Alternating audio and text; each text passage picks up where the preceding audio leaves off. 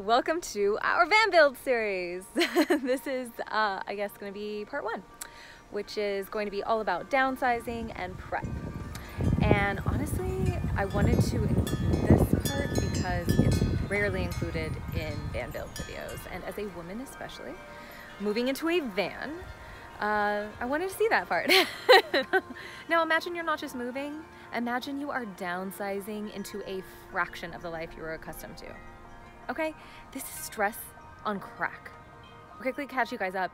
We got accepted into an accelerator program for our startup business, Wildland Organics. And while that's amazing news and we're so excited about it, it's also simultaneously super stressful because it speeds up our van build timeline by like a lot. And we were planning on having a lot more time to source eco-friendly materials and search for salvage to repurpose and stuff like that because we really want it to be a super eco-friendly van. But the accelerator start date has put everything on warp speed.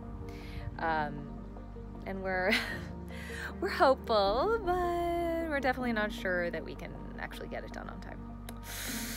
So stay tuned.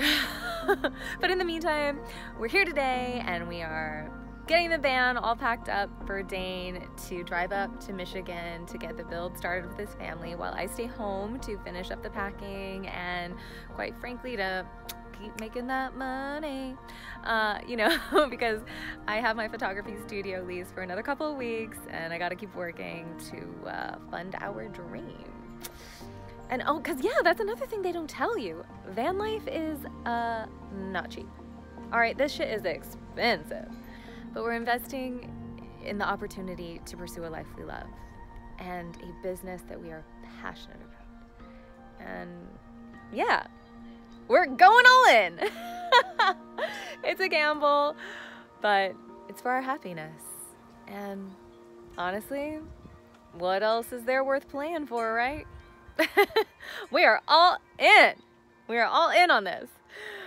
So I guess let's go. Let's go say bon voyage to Dane and Luna.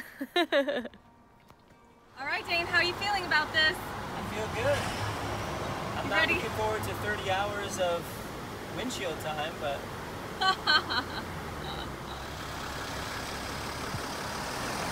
There they go. Bye, loves. Loves of my life. Safe travels. Oh, I'm gonna cry. I'm gonna miss them so much. What people don't talk about is how difficult it is to downsize your entire life, your like normal livable life, into like an 82 square feet van. And you would think, oh, they live in a tiny house, right? It must be super easy, like what's the big difference? But basically, I'm going from, how do I even explain it? Like 275 square feet to 82, that's like a third. That's like a third of the tiny house is what I'm gonna be living in, the van. And so really what you end up dealing with is decision fatigue. And so the challenge of moving out of a tiny house is when you're packing up, there's like literally nowhere to put anything, so you can't like even walk around. It's such a disaster. And oh, there's Chloe just supervising. This place is a disaster. But you know, what are you gonna do? Right, Dane? Exactly. We were, you know, packing. This is right before Dane was leaving, and I was like, huh, like what are we gonna take? What are we not gonna take? What goes to storage? What do we sell? What do we give away? And you have to decide everything. Like everything you pick up has to go in a pile, and it's a lot. And now begins like phase 4 of wardrobe downsizing. And it's really crazy because we're trying to figure out, we have 3 weddings that we need to go to while we're on the road, and we have business meetings and things like that for Wildland. So, you know, it would be one thing if we were just like, you know, casual and had only casual clothes and all we were gonna do was like be beach bumming it, but that's not the case at all. We have 3 weddings, business meetings, and some casual clothes, so. And we have to fit it all in the van. So Jane's picking out his tie for the wedding. And it's a lot, and we're trying to do everything so quickly because we're trying to get everything done in time to go to this accelerator. So, oh, hi kitty. And the only thing that makes me feel better is just Cutie Muffin. Hi, Cutie Muffin. She makes my life happy, even when things are crappy, right? That's why you have a pet, right? All right, so thanks for making a cameo. Ratings just went through the roof. Anyway, yeah, so decision fatigue and storage Tetris. Storage Tetris. Here we go. Look at that! All the way up to the ceiling. Dane's really good at this game. The last few pieces going in. Check this Tetris job out. To the ceiling. Okay, anyway. Congratulations. You win Human Tetris. That was a lot of work. It's bananas. Like, we filled a teeny tiny storage unit. Oh. And wait for this. So storage. Yeah. We already had a little storage unit, a little one, okay? It was like the smallest one, not the smallest, it was like the second to the smallest that they had.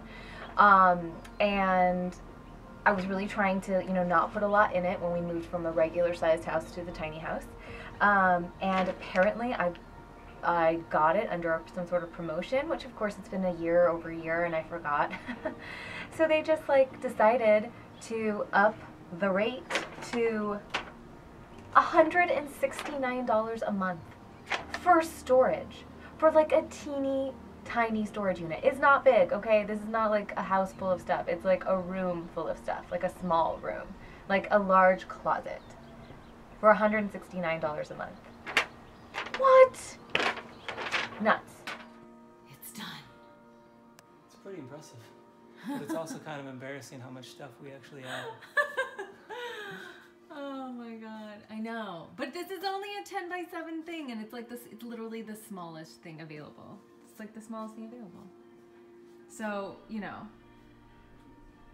Still have some downsizing. This was like 5 edits of decluttering. If we would have had time to sell stuff, a lot of this would be gone. Yeah. But we had to do it quickly. Yeah. And there's a lot of sentimental stuff in here, like a lot. A lot. Oh. All right. Okay. Later, Gators. See you in who knows how long. Could be years stuff. Bye. So we have, wrapping it up, we have storage Tetris, we have decision fatigue happening, and yeah, I have to get rid of all this stuff. And that's what I'm doing while Dane is doing. It's always a risk coming to Michigan in the month of April, but I never thought it was going to be like this. This is unbelievable. So we're calling in all kinds of favors, trying to find an indoor facility where we can park this thing and at least work inside out of the elements. So we'll see what we can come up with. We got to get lucky because there's not going to be much happening in weather like this.